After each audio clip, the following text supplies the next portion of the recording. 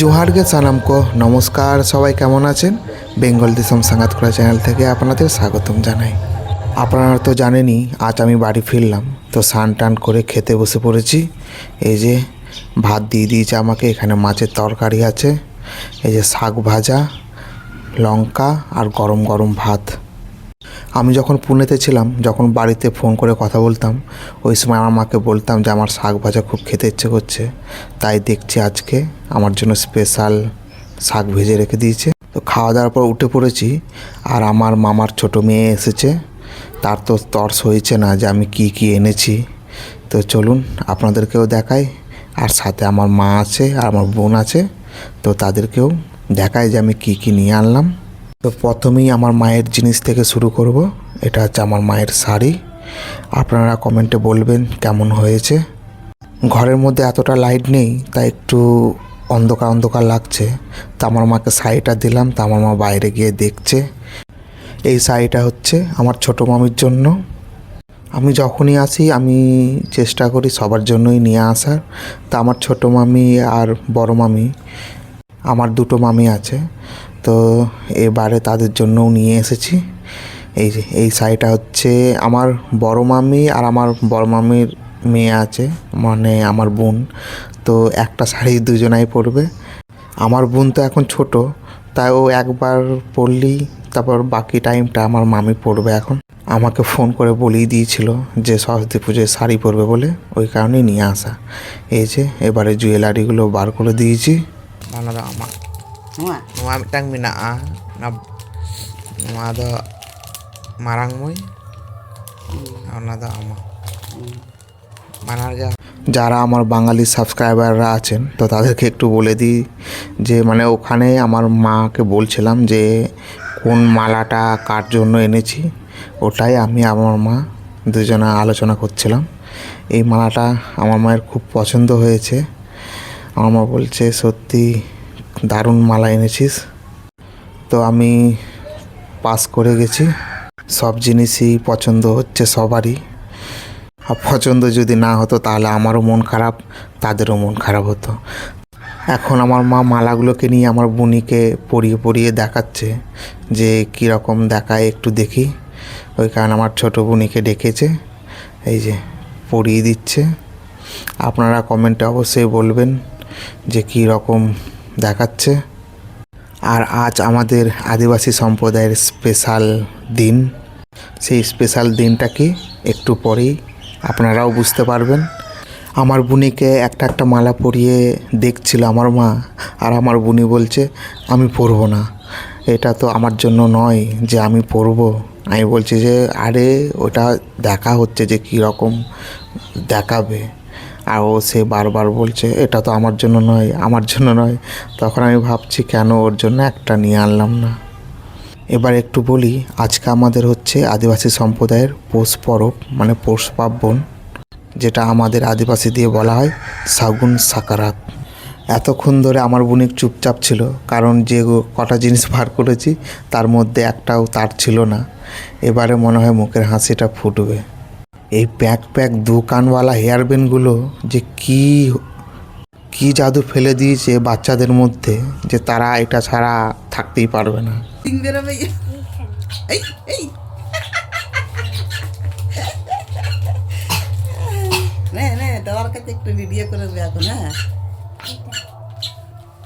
দেখছেন এবারে তার মুখে হাসি চলে এসেছে। এই চকলেটের বক্সটা আমি গোয়াতে নিয়েছিলাম, এরকম দুটো নিয়েছিলাম। একটা আমি পুনেতে মানে ওখানেই একটা খুলে সবাইকে দিয়েছিলাম, আর একটা বাড়ির জন্য এনেছি। অবশ্য বাইরের লোকের এতটা পছন্দ নয়, তবুও গোয়ার জিনিস। আর সাথে এই চশমাগুলো নিয়েছিলাম। এখানে 6টা আছে, দুটো আমার বোনেদের জন্য আর দুটো আমার একটা ভাইপো আছে, সে আমাকে আনতে বলেছিল, তো তার জন্য নিয়ে এসেছি। আর একটা আমার জন্য ছিল, মানে আমি যেটা ওখানে কিনেছিলাম সেটাও নিয়ে চলে এসেছি। এই যে চলুন আর বেশি দেরি করব না, এবারে বাড়ির বড়োদেরকে যা এনেছি আমি জামা কাপড় এবারে দিয়ে দিই। পরবের দিনে সবাই নতুন জামা কাপড় পরে, আর আমি আমার মা বাবার জন্য দুজনার জন্যই এনেছি। এখন খুলে খুলে দেখছে যে কী রকম এনেছে। প্যান্টটা খুব পছন্দ হয়ে গেছে। আর আমারও খুব পছন্দ ছিল এই প্যান্টটা শুধু নয়, এই জামাটাও, মানে এই দুটো প্যান্ট জামাও আমার খুব পছন্দ। আমি যখন কিনতে যাই ওই সময় আমার এক দেখাতেই পছন্দ হয়ে গেছিলো। এখানে একটা মজার কথা হচ্ছে, এই জামার হাতা দুটো গোটানো, তো ওইটা দেখে বলছে যে হেই আমি তো এরকম জামা পরি না, আর এরকম স্টাইলিশ। আমি বলছি এটা স্টাইলিশ নয়, এটা প্লেন। আর বুঝতে পারিনি যে হাতা দুটো গোটানো, ওটা খোলা যাবে। সেটা শুনে তো আমরা সকলেই, উপস্থিত যারা ছিল তারা সবাই হাসছে। আর আমার মায়েরও খুব পছন্দ হয়েছে এই কালারটা, জামার কালার, প্যান্টের কালার। তো এখানে আমি 100-র মধ্যে 100 পেয়ে গেছি। চলুন আর বেশি দেরি করব না, এবারে আমার মাকে দিয়ে দিই মায়ের জিনিসটা। এটা এবারে ভাঁজ করে ঢুকিয়ে দিই প্যাকেটের মধ্যে। এই পৌষ পরবের দিনে আমরা যখন ছোট ছিলাম, মানে এখনও ছোট আছি তার জন্য নয়, তখন আমার মা বাবারা মানে আমাদের জন্য জামা কাপড় নিয়ে আনতো, খুব খুশি হতাম। এখন তাদেরকে দিয়ে আমিও খুব খুশি। চলুন এবারে বাকি জিনিসগুলো নিয়ে নিয়েছি। এই যে পেছনে আমার বোন আর আমি হাতে ধরেছি ব্যাগ, কারণ ওতে সব জিনিসগুলো আছে, আমার মামাদের কাছে দিয়ে আসতে হবে। আমার মামার বাড়ি বেশি দূরে নয়, মানে এ পাড়া ও পাড়া, এই পুকুরের ও পাড়টা আমার মামাদের আর এ পাড়টা আমাদের বাড়ি। তো আমার মাম্মিদের জন্য যে জিনিসগুলো এনেছিলাম তো সেইগুলো আমি দিতে যাচ্ছি। এখন যেহেতু শীতকাল, আর শীতকালে তো জানেনই আমাদের বাংলায় আলুর চাষ, জমিতে আলুই দেখতে পাবেন, আলু। আর একটা জিনিস হচ্ছে সর্ষে। এই যে পুকুরটা, এই পুকুরের পাড় দিয়ে ছোট রাস্তা গেছে। স্কুল থেকে চলে এসেছে আমাদের দিদিমণি, সে তো স্কুল যেতেই চাইছিল না আজকে, কারণ আমি আসবো বলে বাড়ি। এটা আমার ছোটো মামি শাড়ি পেয়ে তো খুব খুশি। শুনুন তাহলে কি বলছে। ভিডিও করছি। ঘরে ফিরে দেখি আমাদের বাকি সদস্যগুলো চলে এসেছে মাঠ থেকে ছাগলগুলো চলে এসেছে, এসেই ফ্যানে মুখ দিতে শুরু করে দিয়েছে। আর এই যে আমার বাবা কলা পাতা কেটেছে, আমার মামার মেয়ে দুটো এসেছে কলা পাতা নিতে। এই কলা পাতার রহস্য আমি বলে দিই, আজকের যে মেন কোর্স হবে সেটা হচ্ছে কলা পাতা না হলে হবে না। এই কলা পাতা আজকে কী কাজে লাগছে আপনারা পুরো ভিডিওটা দেখলে বুঝতে পারবেন। আর এই যে কলা বাগানটা দেখছেন, বেশি গাছ নেই এই বাগানটা, মানে একটা থেকেই এতগুলো বাগান হয়ে গেছে, এটা আমাদেরই। আর আমি চুপটি করে চেয়ারের মধ্যে বসে আছি, আর কারণ এত ঠান্ডা করছে, আর এখানে একটু ঠান্ডাটা বেশি, কারণ এই মাঠের ধারে বাড়িগুলো হলে এইরকমই ঠান্ডা হাওয়া আসে, ওইখানে ঠান্ডাটা বেশি লাগে। এই যে দেখতে পাচ্ছেন দূরে আগুন, এই আগুনটা কিসের জানেন? এই আগুনটা হচ্ছে, আপনাদের আগেই বললাম যে আজকে আমাদের পৌষ পার্বণ, তো সেই কারণে আজকে সারা রাত এইভাবে আগুন জ্বালিয়ে পুরো রাত জাগা হয়। এর পেছনে অনেক কারণ আছে, তো সেটা বললে আমার ভিডিও অনেক লম্বা হয়ে যাবে। এখানে আমার মা উনুনে আগুন ধরাচ্ছে, কারণ এখন চা বানাবে, গরম গরম চাটা খাবো। দেখছেন গ্রামের পদ্ধতি, কড়াইয়ের মধ্যে আগে তেল লাগিয়ে নিচ্ছে যাতে কালি লেগে গেলেও তাড়াতাড়ি ছেড়ে যায়। আর এই চাকলিটা আমি পুনে থেকে এনেছিলাম চায়ের সাথে খাবো বলে, এরকম 2 প্যাকেট এনেছি, একটা মামাদেরকে দিয়ে এসেছি আর একটা আমাদের কাছে রেখেছি। আমার মারা খুব একটা খায় না, হয়তো আমি খেয়ে শেষ করব। চলুন এবারে চাটা খেয়ে নিই। আপনারা তো ভাবছেন যে গ্লাস আবার কেউ চা খায়, আমি বলবো হ্যাঁ খাই, আমরা খাই, আমি খাই। আমাদের কাপ আছে, কিন্তু কাপে আমাদের অতিথি এলে, কুটুমজন এলে তখন তাদেরকে কাপে দিই, আর আমরা নিজেরা গ্লাসে করেই খাই। চলুন তাড়াতাড়ি করে চাটা খেয়ে নিই, আজকে যেহেতু আমাদের পৌষ পরব। আর পৌষ পরবের মেন মেনু হচ্ছে মাংস পিঠে। এই মাংস পিঠে কীভাবে বানাই সেটাই আপনাদেরকে দেখাবো। চলুন তাহলে। যারা চাইছেন যে এই মাংস পিঠেটা কীভাবে করতে হয়, তা সম্পূর্ণ ভিডিওটা দেখুন, আমি একে একে বলে দেবো যে কিভাবে তৈরি করতে হয়, আপনারাও ঘরের মধ্যে তৈরি করে খেতে পারবেন। চলুন, আপনাদের নিজেদের পরিমাণ অনুযায়ী চাল গুঁড়ি দেবেন। এটা হচ্ছে চাল গুঁড়ি, এখানে আমার মা 2 বাটি মানে চাল গুঁড়ি নিয়ে নিয়েছে, তার মধ্যে দিয়ে দিল নুন।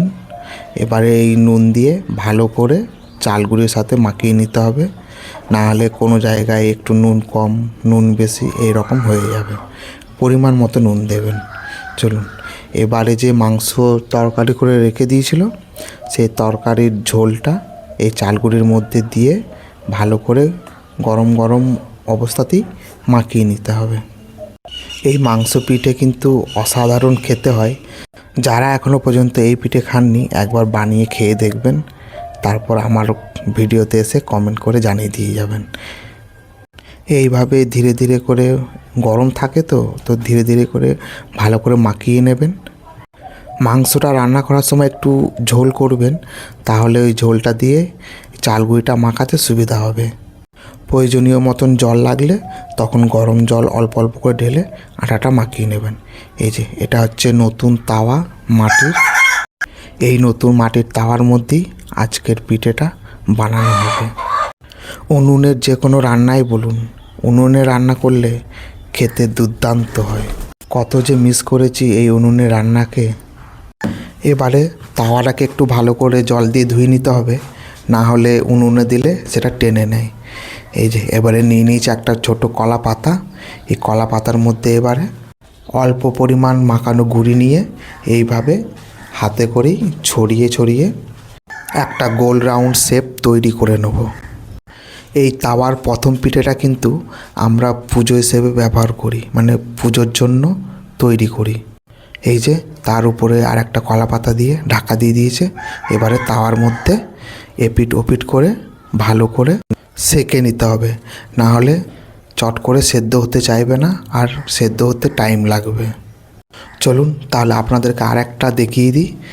অল্প করে মাখানো চালগুলি নিয়ে নেবেন, তার মধ্যে যে তরকারির ঝোলটা থাকবে সেই ঝোলটা দিয়ে এবারে পুরো এই যে মাখানো ডোটা সেটাকে ছড়িয়ে দিতে হবে। একটা গোল রাউন্ড শেপ করে দিতে হবে, একটু পাতলা করতে হবে, বেশি মোটা করলে চট করে সেদ্ধ হতে চাইবে না। তো এর উপরে যে মাংসগুলো আছে ছোট ছোট পিস করতে হবে মাংস অবশ্যই। তো সেই মাংসের পিসগুলো এই পিঠের উপরে মানে যেমন পারবেন সেরকম লাগিয়ে নিতে হবে। তাহলে কি হবে, খাওয়ার সময় মানে একবার করে যখন কামড়াবেন, যখন মাংসের পিসটা পাবেন তখন আরও খেতে ভালো লাগবে।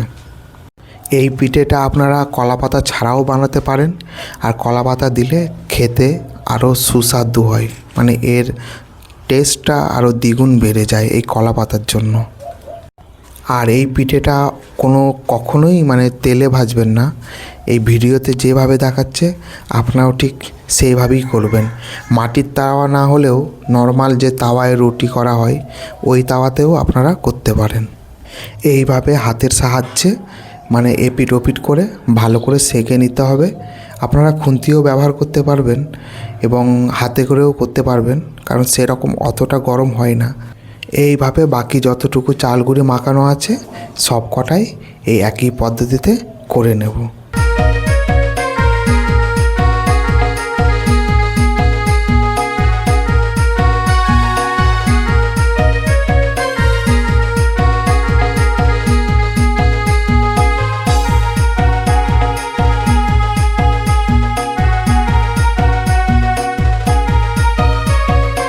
চলুন তাহলে এবারে মাংস পিঠের ফাইনাল লুকটা দেখে নিই। এই যে এটা হচ্ছে মাংস পিঠের ফাইনাল লুকস। দেখে বলবেন কীরকম দেখাচ্ছে, আর আমি খেয়ে বলবো কীরকম হয়েছে। আমি এখন নিয়ে নিয়েছি একটা প্লেটের মধ্যে গরম গরম। আজকে রাতের এটাই আমাদের রাতের খাবার। চলুন তাহলে আর বেশি দেরি না করে আমি খেয়ে নিই। অসাধারণ লাগছে, সত্যি বলছি। আপনারাও বাড়িতে বানিয়ে খেয়ে দেখুন, অসাধারণ লাগবে। এই পিঠে খাওয়ার জন্য আমি বছর পর বছর অপেক্ষা করে থাকতাম যে কবে এই পৌষ পরবে আমি বাড়ি আসব আর এইভাবে পিঠে খাবো। আজ সেই দিন চলেই এসেছে। এবারে শান্তি মন প্রাণ ভরে আমি খেয়ে নেব। জানি না প্রত্যেকবারই এরকম পৌষ পরবে আসতে পারবো কি না, তাই এইবার চান্স পেয়েছি, এই চান্সটা আর ছাড়া যাবে না। পিঠে খাওয়া হয়ে গেছে, এখন আমার শোবার পালা। তো আমি সব রেডি হয়ে নিয়ে নিয়েছি শোয়ার জন্য। আর এখানে এত পরিমাণে ঠান্ডা, সত্যি এই ওয়েস্ট বেঙ্গলে ঠান্ডা আর কোথাও এরকম ঠান্ডা নেই। আমি জানতাম যে এখানে প্রচুর পরিমাণে ঠান্ডা থাকবে, তাই ওই কারণে আমি আসার সময় পুনে থেকে এই ব্ল্যাঙ্কেটটা আমি কিনে এনেছি। এই ব্ল্যাঙ্কেটটা দিয়েও ঠান্ডাকে কেন যায় না ঢাকা যাচ্ছে না। এই দেখুন 18 ডিগ্রি, তাহলে ভাবতে পারছেন কীরকম ঠান্ডা। আমার ভয়েসটা শুনলেই আপনারা বুঝতে পারছেন যে আমার গলা বসে গেছে। এই যে সকাল হয়ে গেছে, সকালবেলায় চলে এসেছি পুকুর পাড়ে। আমাদের এই পৌষ পরবে সকাল সকাল স্নান করে নতুন জামা প্যান্ট পরে রেডি হয়ে নিতে হয়, তাই আমি পুকুর পাড়ে এসেছি। রোদও দিয়েছে কিন্তু এই রোদটা গায়ে লাগছে না। আর বাকি যা সব পাড়ার চানাপুটিগুলো আছে সব স্নান করে নিয়ে নিয়েছে। আমার তো মনে হয় আমিই আছি যে এখনও স্নান করিনি, আর মনে মনে ভাবছি যে এখন চান করবো কি করব না। চলুন তাহলে আর বেশি দেরি না করে স্নানটা ঝটপট সেরে নিই। যত বসে থাকবো পুকুর পাড়ে ততই আরও বেশি শীত করবে। আর আমি ঝটপট করে তাড়াতাড়ি করে নেমে পড়েছি। যেমন করেই হোক দুটো ডুব দিয়ে আমি উঠে পড়েছি। ওই সময় পুকুরের জল একদম মনে হচ্ছিল যে আমি বরফের জলে ডুব মারছি, এত পরিমাণে ঠান্ডা। আমি রেডি হয়ে গেছি নতুন জামা প্যান্ট পরে। এই জামাটা আমি গোয়া থেকে এনেছিলাম, আমার কাছে নতুন কিছু ছিল না, আর আজকের দিনে নতুন পরতে হয়, তাই আমি এই জামাটাই পরে নিয়েছি। চলুন আর বেশি দেরি করব না। সবাই ভালো থাকবেন, সুস্থ থাকবেন। আজকের ব্লগটি কেমন লাগলো অবশ্যই কমেন্টে জানাবেন। সকলকে জানাই শাগুন সাকারাত, শুভ পৌষ পার্বণ।